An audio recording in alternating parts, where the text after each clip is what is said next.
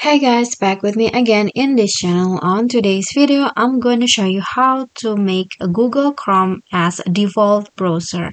So here is my computer and I'm using Windows 11, and if you want to make the Google Chrome as the default browser, you can just go to the settings. So first click on the Windows right here and click on settings.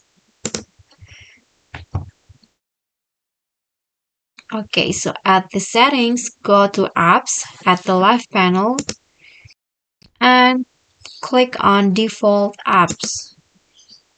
Okay, so here you can just click on Google or type in Google Chrome. Sorry, not this one's right here. Okay, so this is the Google Chrome. Just click on the apps and here make Google Chrome your default browser. Just click on set default.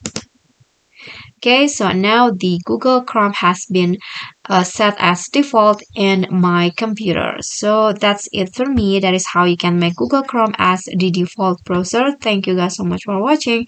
If you like the video, please do click on the thumbs up icon and don't forget to leave a comment and subscribe our channel. See you on the next tutorial. Bye bye.